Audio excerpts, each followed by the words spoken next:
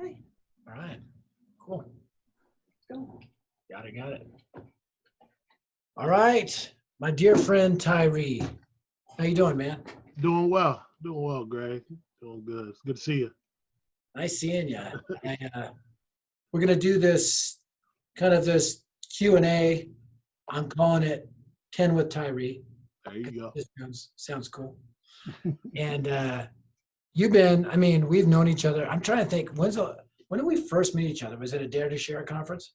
No, it was when you came to a Dave and Buster's That's down right. in Maryland, Yes. and And Mike was it with was you, right? Mike. Yeah. Yeah. Pastor Mike was with me. It was probably 2011, 2012, maybe, because that was when I heard that you were that close, Mm. and then I heard that you had a conference that was that close, and I went to that conference, and then I saw that someone was like lead the cause. I was like, what is this? And I went with a youth group that was in Maryland with me Mm. in 2014. Yes, 2014 in Yeah. Colorado, when I had that experience with God up on the mountain. That's Yeah. right. 'Cause you went and you went up alone because you were by yourself. Right. I couldn't afford to take any students with me. I had to And work another job yeah. to be able to get the plane ticket to go out. And that was kind of your one of those big epiphanies in youth ministry that, hey, I need to mobilize, right? That was the moment in youth ministry where everything changed. I was in youth ministry for a total of um, about 15 years, and Mm. it was in that moment that everything like everything began to change in that moment. So I was doing youth ministry for about 13 and a half years. Um, yeah, in 2014, the summer 2014, rocked me. That, Wow. that was the moment. Yeah. So that was 6 years ago because I just got yesterday or the day before from Mr. Bill. The very first one was 2012, and Okay. we'll lead the cause. And it's hard to Wow. believe, man, how much things have changed. Anyway, we've been friends for a long time. You kind of got it. Tell us, just for our listeners, tell us a little bit about yourself. That's the number Yes. 10 for 10 with Tyree. That's number one. Tell us about yourself. Never tired. All right. So first thing is, uh, I grew up, middle class, Christian home, two parents. I remember growing up and going to church, every Sunday, midweek service, baptized when I was 6, baptized when I was 7, no real drama except for, maybe stepping on a Lego figure. Like there was really no drama there. Um, and went to church camps, went to all these things, and my parents were believers at age 18. My father ends up dying in a car accident, and that began to that really rocked my world. That messed me up, and so there was a lot of anger toward God. God, if you're real, why'd you take my dad from me? Why not some drug dealer? Why not some deadbeat dad? So there was just a real dark side from age 18 to 21. And at at work, I don't know. One day I was like, man, I gotta do better with my life. And saw this woman named Bridget at my work. She's what I call grandmama sage. She had scriptures on the cubicle, and she played the tambourine at lunchtime. Everybody else was taking smoke breaks, and she's having praise and worship practice in the Take a parking lot. tambourine break. Yeah. And I said, Bridget, I'm trying to find God. I can't find him anywhere. Um, and she said, why don't you go to church with me, little big brother? And went to church March 29th, 1998. Mm. That was the day that I went all in. I went all in for Christ. And that was probably, the pivotal moment. And from that moment on, it kind of set the precedence for getting involved in youth ministry and um, just seeing what God had for me, in that area. And then ended up at that church, stayed at that church for 19 years. And from there, helped out with youth. got involved with the preteen ministry, 11 to 12-year-olds. That grew. We went from like 7 to like 30 in about a year or so. And then we had to create a middle school ministry because I was just 11 to 12-year-olds, like 30, 11 to 12-year-olds. That room smelled like armpits. So then we went to a bigger room. We had a middle school ministry. Went from like 30 to 65 in about a year and a half, 2 years, and then went to middle school and high school, and that was at like 120. And I honestly, I didn't know what I was doing. All I knew was let's get kids in a room, share the gospel, and get them to tell their friends about it. Yeah. Like that was all I had. That was all I had. And I was getting all this information from all these other ministries about, you know, this game you can play here and here. And I was like, I get it, but I really just want to teach kids how to do this thing better. And that's where I kind of landed onto the resources there to share. And that's how my friend Mike said, yeah, they actually meet down here in Maryland. And that's where that picks up to where I got to see you and then went to the conference. And, you know, that was where just a lot ended up changing. Yeah. Met my wife there at the church. My wife is white, by the way. This will segue perfectly to what to get into. Awesome. Yeah, she's awesome woman of God to keep you amazing. alive. Yeah, I couldn't imagine doing life or ministry with anybody else.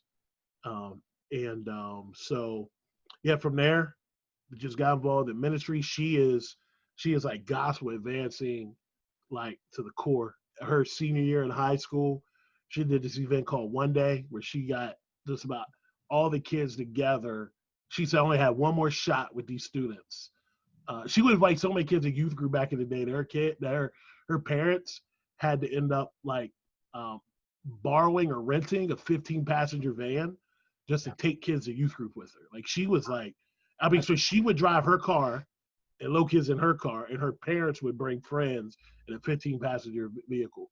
That's and great. So her senior year of high school, she said only had one shot, one more shot with this, and she did this event called One Day, invited the whole school back. There was like 73 kids that said yes to Jesus for the first time at this event, and even back then she's in high school. She was getting it in. Yeah. So I definitely couldn't imagine, doing ministry with anyone else. Then from she's a great woman of God. Awesome. Yeah, she allows me to still keep figuring out what I want to do when I grow up. She's a high school English teacher, and yeah, she's doing great things at her school with the Christian clubs there, involved with those.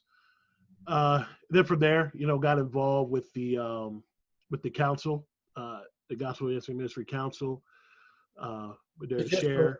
Just for people that watching us that may not know, the council is a group of youth leaders from across the nation, different demographics that come together, different denominations.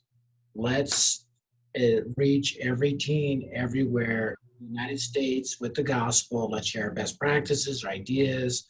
Right. Let the council, you're our advisory board. You help us with youth ministry, with philosophy, viewpoints, strategies, curriculum. Great. Right. And you guys test it and adjust it and bring it back with ideas, and it's cool. Mm-hmm. Yeah, what I love about the opportunity of being on that is that, like, the ministry there share, even when I was like a youth pastor, full-time youth pastor, to me it was just next level because it gave that thought of here, we're not going to give this to you, we're going to teach you how to do it, but also not only for you to how to do it, but how to teach your kids, like how to share the gospel, how to do a Bible study, how to share their faith. And then from going from that element to now being able to sit down at a table with a dry erase board. I like the dry erase board, marker and microphone.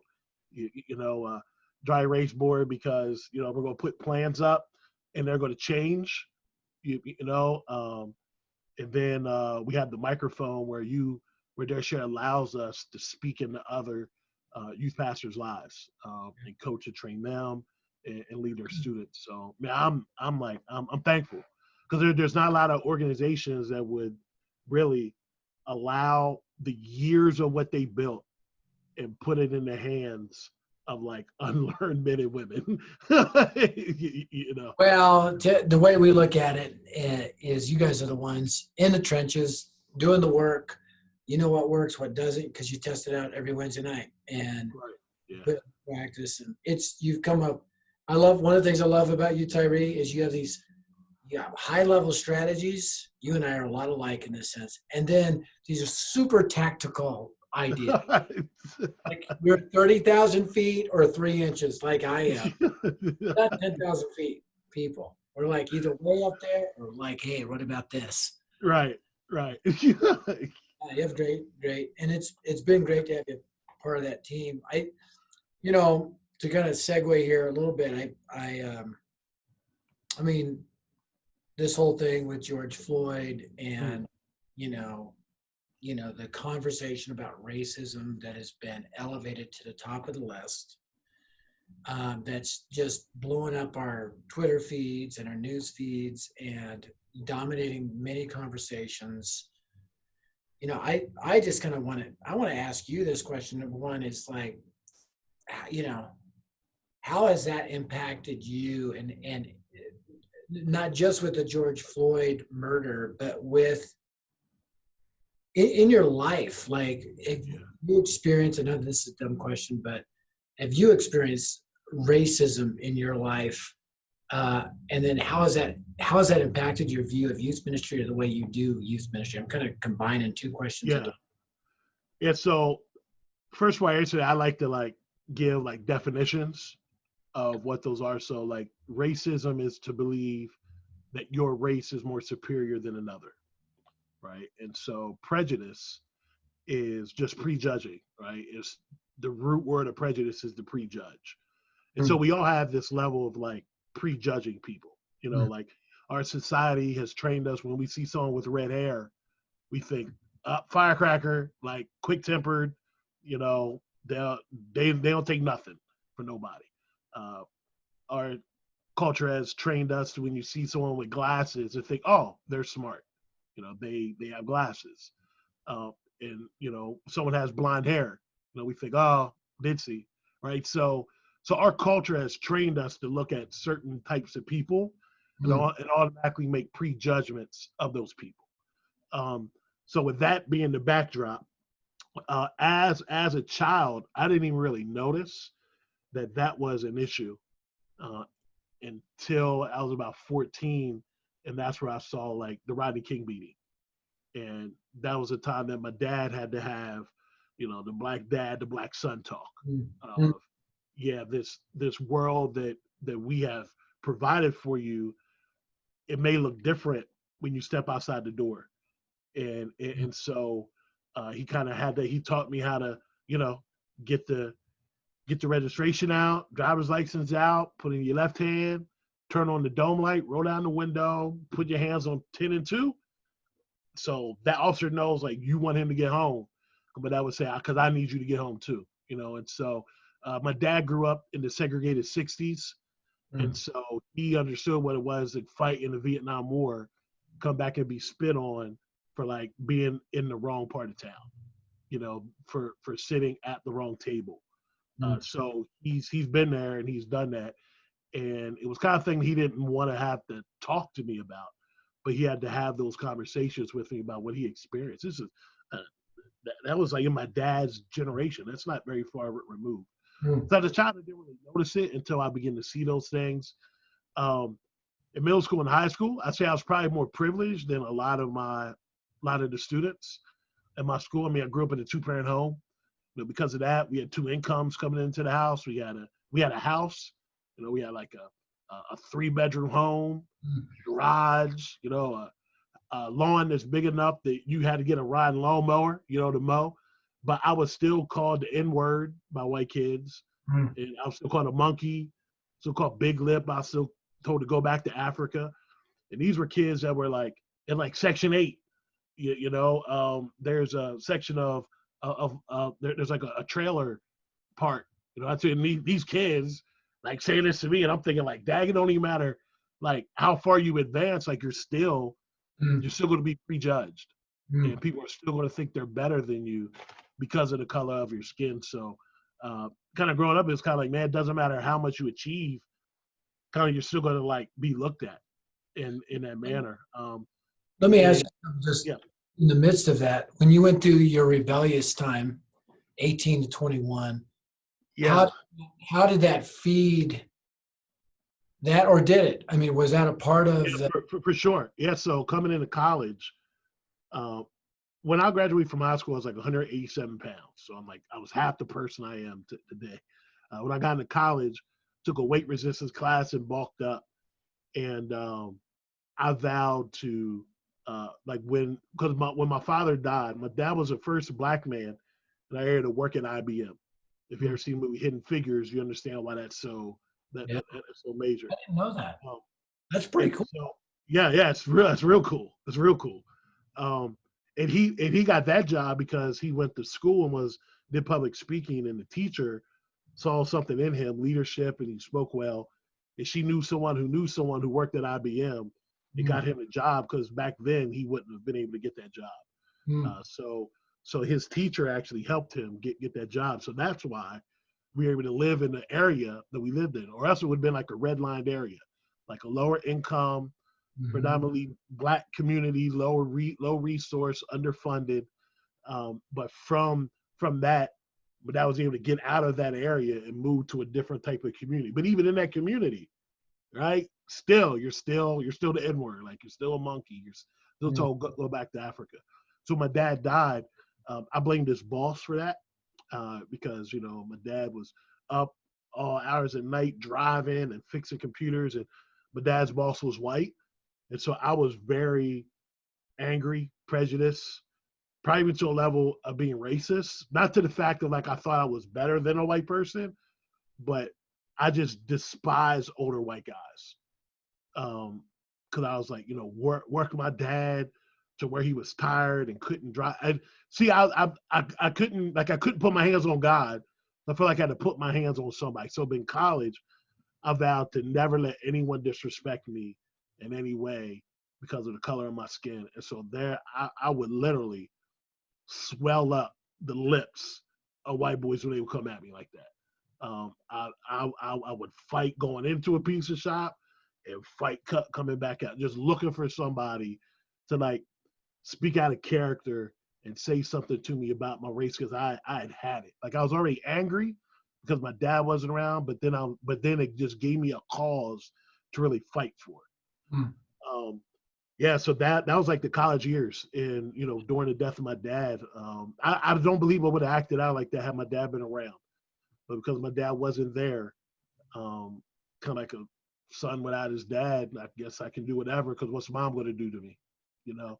So, when you come back, because you trusted Christ as a kid, right? Yeah, yeah. When I was 6 and baptized when I was Come 7. back Yeah. all in like tambourine lady, Right. and Yeah. Yeah. So how, still kind of rage, even rage like during that moment, in those moments, but I knew like I knew I should have been behaving like that. I knew there was something missing. I knew, no matter how many people I beat up, there still was no satisfaction. No matter how many clubs I went to, it didn't satisfy. Um, it didn't. I related to like an eternal itch that I tried to scratch with things. Itch was just never satisfied, and I didn't have to get shot or end up in jail. Just one time I woke up and I was like, I need to do better. Like I need to do better. And I knew Bridget could point me to somebody that was better. I had no idea how to get back. I had no idea how to like go all in. I didn't even know what that looked like. I felt like I had to do all these steps and all these things to get back to him because that's kind of what I was trained to think. You got to yeah, do this. You got to get right before you come to church because if you don't get right, the church is going to burn down. So I'm like, okay, how do I get right? And so, okay, I got to stop doing this. I can't stop doing this. So I'll just never get right. And so that was like my mentality. I was like, if there's all these things I got to do to like, be saved all over again. Like I could never do it. I could never do enough good. I can erase it. Um, and in that moment, man, I realized that God, like the story of the prodigal son, the father was always there. Yeah. The father was always there for me. And as I just turned toward him, Yeah. I saw him for like who he was. Yeah. So then with your heart, with the rage that was there, I mean, did God, I mean, the God, how did that, I'm just trying to, how did the gospel message, you get a reacquaintance with that message, begin to kind of change your perspective? So was it instantaneous or was it this time? Yeah. So there were some things that just fell off. Like in that moment, um, I had a moment where I just cried, literally for the first time in my life. Not because I was hurt or angry, but I cried because I had experienced like the love of God. Mm. And in that moment, he began to break every bit of like racist thoughts or prejudices. He just began to break it all. Broke the anger, broke the wanting to sell drugs, just broke it all. Now there were some things like with the music I listened to that was kind of hard to give up, right? Um, but as far as that character and that attitude and motive, March 28th, 1998, March 29th, 1998, in that moment when I broke, I can't explain it. It was like he literally removed the scales from my eyes. And when I walked out that building, the sky looked bluer, grass looked greener. Yeah. And I literally could not explain it, except for the fact like I just had to release it. And, Yeah. and this wasn't getting it done. Partying wasn't getting it done. I had to literally see the father for who he was, Yeah. as the loving father that was always there, waiting patiently for me to like recognize that he's even in the room. Mm. And I didn't have to go through all the theatrics I thought I had to go to. I think that was the breaking point. Yeah. The fact that I didn't have to do all the stuff, like he was literally always there. And if I would have done to my earthly father what I did to my heavenly father, I'd have been kicked out the house a long time ago. But my heavenly father never kicked me out. And I think it was that reality that literally like brought me to my knees, cried. I mean, snot coming out my nose, snot bubbles. It was an ugly mess. Yeah, it was an ugly mess. So, we got this, the idea of, and this is something I say we talk about this all the time, you and I in the council, the gospel changes everything, right? Yeah. We see a horrific level of racism. We see this George Floyd murder and see it. I mean, the sickening, feeling you have watching that video. I mean, how did you feel initially when you saw that, and how is that philosophy, like as you're kind of thinking through as the gospel as the ultimate answer for all this? How do you reconcile those two kinds of things? Yeah, so I'm be honest, I have not seen the complete video. Yeah, I've not seen it. Because I've yeah, seen it, but yeah. yeah, I mean I don't like watch scary movies and I don't like seeing death even in like regular TV or movies. Let's say like graphic death, but I feel like I could not watch it because I think it would begin to trigger things Mm. like in me again from like trauma. Every time you're called the N word, every time you're called a monkey, every time you told about go back to Africa, anytime you experience like six of stones will break my bones, but angels never hurt me. That's a lie, Yeah. right? And anytime you like experience that, I believe that there's like sort of like trauma there a little bit. But I definitely believe that God resolved a lot of that. I just didn't want to bring it back, into my life. But I did see parts where he was on the ground crying out for his mom. Like that was way too much for me to take. And so with that, it's I'm gonna be honest, it's difficult as a believer who is black. All right, I'm not gonna say a black man who's a believer because I believe I'm a believer first. But as I'm a believer, I'm also in brown skin, and so there's an experience that I've had being in brown skin that may be different from other experiences. Um, and so my first thought was, dag, if I was there, would any of my friends intervene? Would any of them?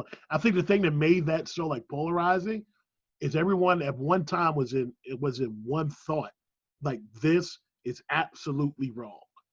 And maybe people thought, could I have intervened? Could I push the cop off? No, because then I'd have been in trouble. So I just got to watch the guy. And there's all these thoughts, and then there's thoughts of, man, is this the thing that I've always heard about, but always was like, nah, it's not, what happened before the tape, all these things. I think about everyone to like one moment in time. And then we were like distracted by the lawlessness of the riots and the looting.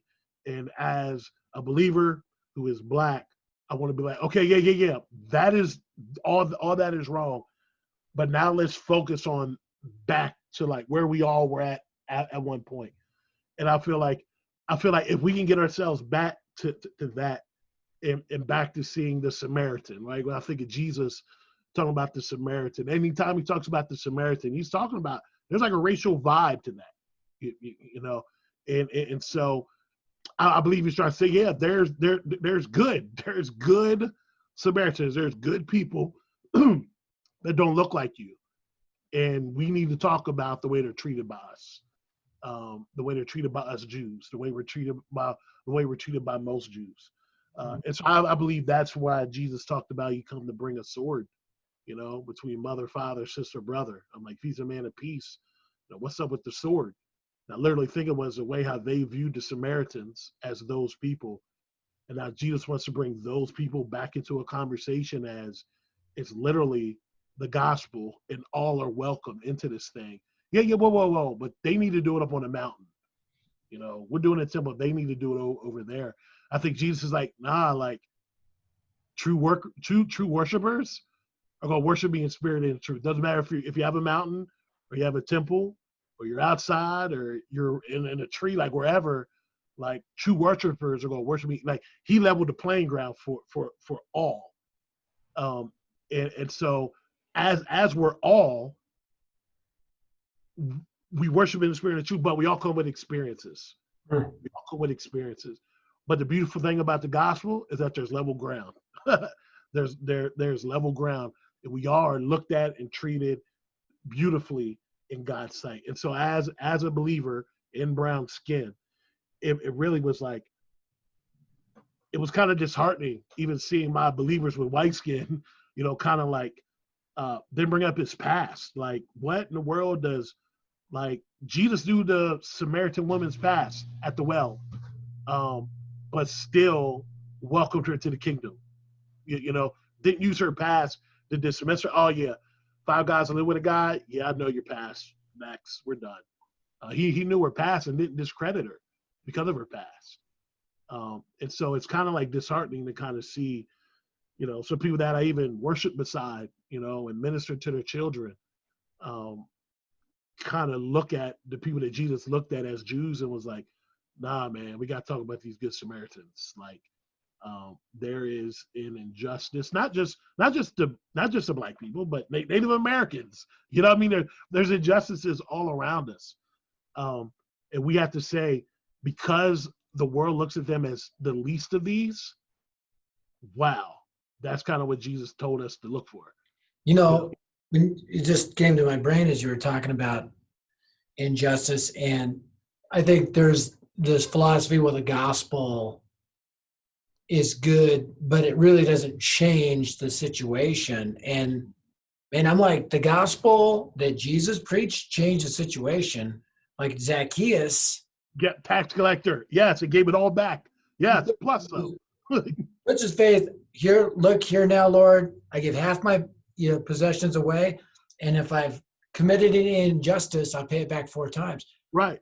That, and it's the change of the heart. That old Thoreau quote: "For every 1,000, striking at the branches of evil, one strikes at the root." Right. and the gospel message. So as we're kind of thinking through like solution, right? Hmm. Gospel solution that would transform. How have you seen gospel, a gospel advancing focus bring together believers in a city from different ethnicities for the same common cause? Yeah. So I think as we just do ministry as Jesus did, like not stationary inside of a building, but going, you know, through Samaria. Like there's scripture that says he needed to go through Mm, Samaria. Like he needed to go through it. Everyone else went around it to get to nearby city. He went through it. And mm, so when I see the gospel, literally see the gospel as advancing, not avoiding. mm. And so I think if you have a Go gospel, through Samaria. yeah, the gospel goes through Samaria, but also goes through, like it goes both ways. Yeah, It goes through the people that we view as least of these, and also goes to the people that we see as high and mighty, right? yeah. It literally goes both ways. And when we do ministry, how we see Christ do ministry, we can't help but to go both ways Mm, with the gospel. And so it's not like and I believe if you have the heart of Christ, I believe it's not even a thing you got to force to make happen. I mm, believe your head is on a swivel. I believe the Holy Spirit will speak to your heart about, you know, who is in pain, mm, who is in need mm, of the healing balm at Gilead, who is in need of this, and and as we put down our prejudices, our prejudging, and as we get over the awkward moments of the fear where our armpits are sweaty and hands are damp and clammy, and we have these gospel advancing conversations, mm, I believe that our ministries can help but to become diverse because the gospel is being shared. Not because we go out and we adopt a poor black neighborhood, and do block parties and like have moon bounces there. Right? It's literally because the gospel compels us to go through Samaria as we go through our normal life. And so I think that's the thing. It's not a thing where we have to force it. It's a thing of just as we go. How many times in scripture do we see Jesus doing things as he goes somewhere else? The one with the issue of blood was as he was going to somewhere else. And, Did and you so it watch, wasn't like, yeah, go on. no, I was going to ask you, did you watch that Tony Evans little 12-minute clip I put out on Instagram? I did. A lot. He talked about he's talking about families, right? How we deal with this as families, this whole issue. But gave the idea of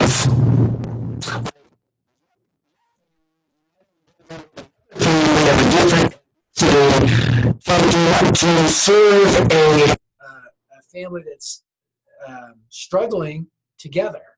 Mhm. And in the process, you become, and I thought, why could you not do that same idea with uh, one youth group, partner with another youth group of a different ethnicity to advance the gospel Right. together? And in the Right. process, we're united as the body of Christ. Right. So that's literally what I would do as a youth pastor. I just knew there was limitations to who I was. I knew a certain type of student would just be attracted to me. Um, but also knew that there was some other students that were like, that were more country, that, like the camp. Like I'm not that kind of guy. But I knew there were people out there. And so I would literally bring in other youth pastors whose ministries maybe weren't like thriving like mine were, and I would give them resources. I would do trainings with them, and I would say like, you need, and they would literally like, why are you doing this?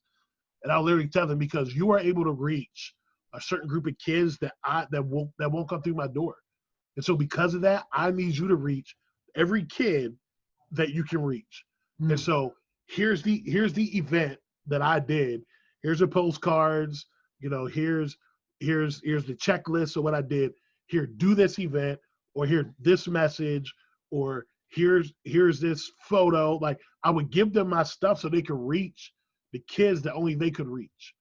Um, and so I think that's advancing the gospel. It's giving you sharing of your resources, right? so the kingdom can thrive. Not so my church and Man, my youth group could thrive, but so the kingdom could thrive. so you got you know, last time we talked about networks, you kind of launched two networks, Mhm.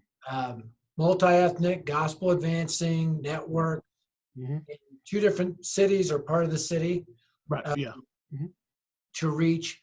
And you think about that, I mean, we're coming together with a common cause and a common king, right? Right.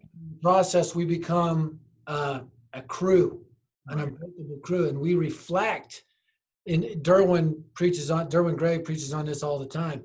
A multi-ethnic, uh, you know, gathering of believers that's more like the Church of Antioch, which Right. was super diverse, Right. Right. than the Church of Jerusalem, which was primarily Jews and God-fearing Gentiles. But all of a sudden, Acts 13 is kind of a new kind of church that is really God's design of breaking down that barrier, bringing Mhm. us together for that common cause.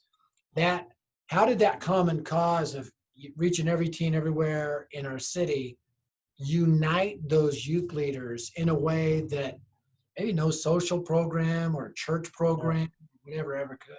Yeah. Good question. So, as we just advanced the gospel and shared resources with each other, a lot of it came from Dare Share Live. That kind of like what sparked it was because there was like um, an event that could bring youth workers to that their students could come to. And in the midst of that, I would just train them because my heart was always just train youth pastors. And so I bring them in and we were, training for, preparing for it. But I would like do like weeks before then and just do like training with them of like You teach their were kids you how to were share the using gospel. Dare to Share Live as a kind of a The pretext start of a network. Right. to create a gospel advancing multi-ethnic network so that every teen, and then with the goal of that network continuing on to meet and strategize and pray together and Yes. continue to reach Right. them. Yeah. And so the beauty from that, I put everyone on a Facebook message group. And recently we had some protests in our city. And the chief of police had called my pastor and said, hey, we need some, we like to have some community leaders out. It's peaceful. We want to remain peaceful. We don't want to get involved. And so uh, the pastor called another pastor called me. And so I got on the phone and dialed and got on and got to the network and was like, hey, protests. There's some young people out there. We need peacemakers. Can you show up? I mean, there's like if I got messages back like I'm white, is it still relevant if I go out? I'm like, yeah, dude, there's probably more white people out here than there are black people. Um, and they went out, and it was like I literally had tears in my eyes Mm. seeing that this thing started from Dare Share Live to the fact that there were youth pastors willing to get out of their comfort zone and just be present in the midst of hurting young people that probably didn't know how to articulate what they were feeling. But man, I saw them, and they were just like circling around the group, just praying for the group. I mean, I'm about to tear up right now to think that that all sparked out of that. I had some white brothers and sisters I could call, Mm. and some black brothers and sisters that I could call. But because of that, I didn't even see them as like black. I saw them as kingdom. I saw them as kingdom advancers, like gospel advancing youth workers, and they went out there and they just prayed in that circle, and they took students aside and they talked with them. They were like, "Hey, so how are you feeling?" And just like really like de-escalating things. And I'm like, "Oh my goodness, like this is what this looks like." But that never would have happened if we didn't rewind back a couple years and the diverse network like never would have been created, or else I would have been all by myself. I'd have showed up by myself. And these youth workers said when they went there, they saw some of their kids. It used to be in youth ministry. They were like, "Hey, pastor, da da da," and it kind of like it kind of brought them back in. Okay, we need to be chill because my old youth pastors here. But just to bring peacemakers in there, and that is the beauty. I think that is the beauty of having a diverse um, multi-ethnic, multicultural network is that somebody in there can speak the language of somebody. When I think when they came up from the upper room and they went out and they began to speak in other languages. That was because the gospel had to become multi-ethnic, had to become diverse. We couldn't just keep it in, as the Jewish culture, it had to go to everyone. Yeah. And as you create this multi-ethnic, diverse group, they can begin to speak the language of, the one pastor I'm thinking of. He loves a kayak, right? I don't think I can fit in a kayak, right? But he speaks that language. And so when you bring these different groups of different backgrounds, like they begin to speak this language to other young people, and they get it. And I think that's the beauty of creating like a diverse network. It's cool, and I know we're going to wrap up here, but I want to thank you because I really think, we've always had the idea of, hey, gospel advancing, not always, but gospel advancing networks. But when you launched those two networks, under the pretext of just doing an event together, Dare to Share Right. Live, kept those going, started telling me stories. It began to change our language internally. I tell your story, but our goal is a gospel advancing network, right? That's multi-ethnic, that's making disciples in every continent and in every country and every community. Yeah. And because that's what's going to get every teen everywhere, Right. Not just white kids or black kids or brown kids or whatever that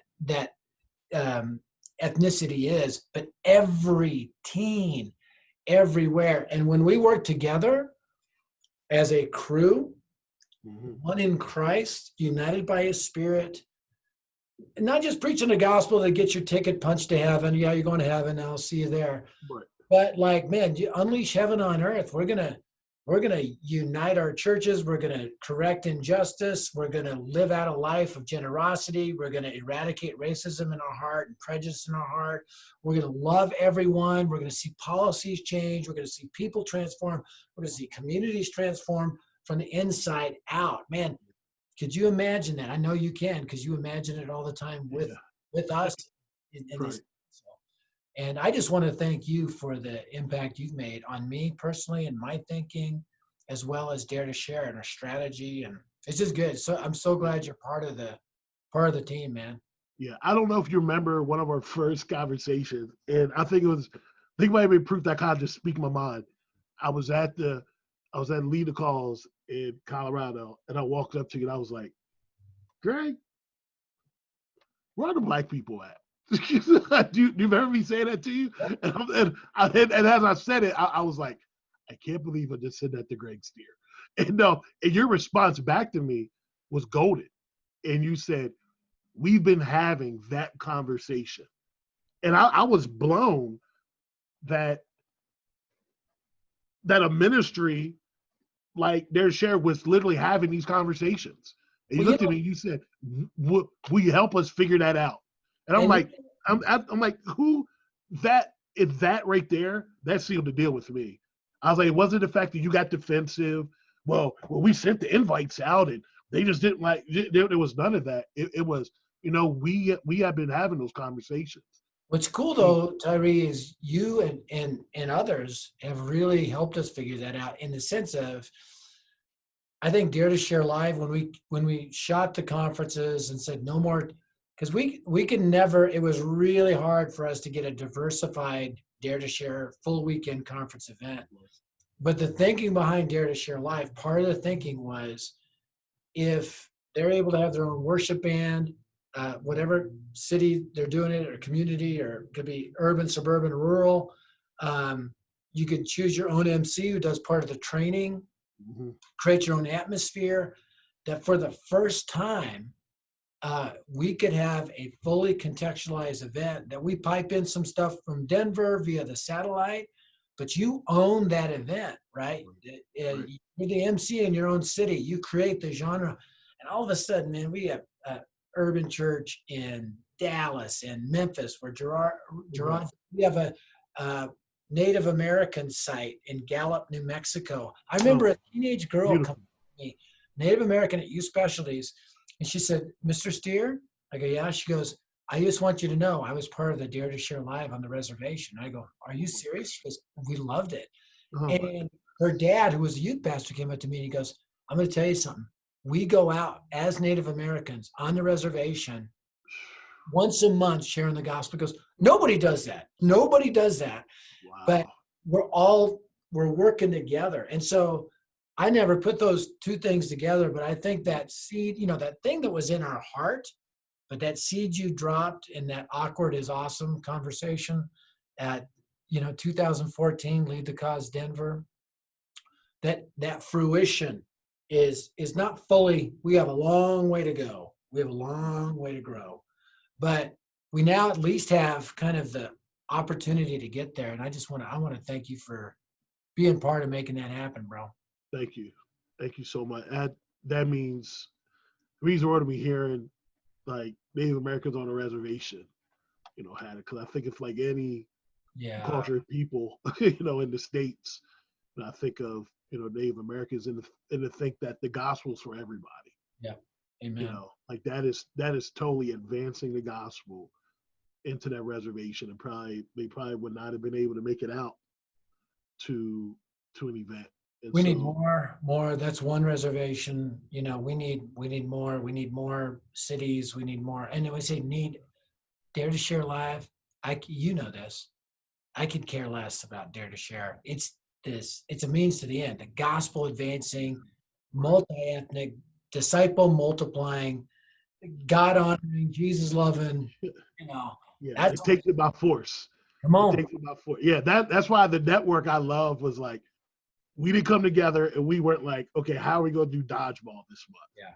We're literally like, okay, how can these best practices, how can they multiply your group by 20% by the end of the school year by sharing the gospel and making multiplying disciples? And it wasn't like, there was nothing like sexy about it. It was literally like whiteboards, best practices, strategic planning.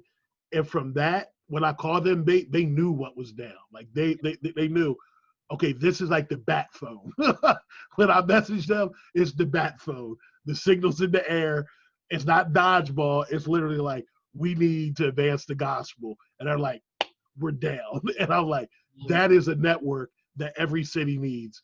That when something begins to go down, you can get on your bat phone, Boom. and you can dispatch some superheroes into You the need a local red phone. community A red to do phone, some man. peacemaking. Yeah, yeah, you can launch out some peacemakers in your city that are not afraid, because they have already been they were out on those same streets sharing the gospel. Back when they're sharing life, they were on those same streets, like doing that. That was nothing new for them. I Yeah. couldn't imagine picking up the phone and trying to contact some people that never did it. And they were like, yeah, I'm not feeling too good. Like, but this network, they are about that That's life. cool, man. It made all the So, difference. I don't know if we got through our 10 or we did a couple more, but how would people that want to connect with you, because this is something that you do, you kind of coach, encourage, you counsel, you help youth leaders really kind of build that philosophy and idea. How would people who want to what's the best ways for people to get a hold of you? And so they can go to tyreesterling.com, uh, Tyree Sterling, like Sterling Silver.com. And that website will take them to the different ways. Then through social media, it's Rock Your Mic, ROCKYOURMIC. And that's kind of how they can get a hold of me. That website will give them all the information that they need to know. But more than that, I mean, my site is limited. Y'all need to check out dareshare.org. That's the number two. They're the number two share.org. That has all the content that you ever gonna need to. If you want to know how to do ministry better, you need to go Wow. to that site. And they had so many resources with how to advance the gospel. And Greg, I gotta tell you, thank you for allowing someone like me. Cause I'm be honest. If I were to slide the template back to where my dad was in a public speaking class, at a community college, and that teacher saw something in my dad Hmm. that my dad probably didn't see in himself, and knew someone who knew someone, and was able to change, like, the legacy of the Sterling name, right? Because got him a job at IBM, and he was able to do what he realized he was called to do. Aside that template over to like 21st century, and my conversation with you, like, thank you for like seeing something in me that I didn't really see in myself. This guy saw myself as just a youth pastor, just underpaid, under resourced, overworked, you know, and you seeing something, in me, and calling that thing out. I never would think that I would be able to be in front of um, I said many white youth workers, like leading them and training them. Mm. That doesn't really seem to happen. It's like someone looks like me. It would be great. Can you do hip hop on the stage? You do hip hop on the stage, cool. And like I'll be left with doing hip hop. But to be able to be brought into this thing and be able to like to train and coach, and also have not only have a seat at the table, but like I said, have like a dry erase board and a microphone, like that. I can't explain to you what that does Wow. to my heart. And I know you don't even see it that way. You just see it as advancing the gospel. But as a believer living in the skin I'm in, it totally means a lot, because this doesn't normally happen a Yeah. lot. And I don't know if you see that, but because of the skin I'm in, I see it all the time. So I want to say thank you. I love you, man. It's an honor. One king, one cause, one crew. We're in this together. Yes, So yes. King check out Cause, TyreeSterling.com. Everyone, just get to know him. And Tyree, thanks so much for being a part of this. thank you, Greg. All right.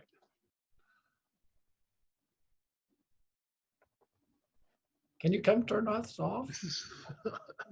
Stop. Heather. Again, it's still me. Funny thing. Here, I'll just stop recording, then we can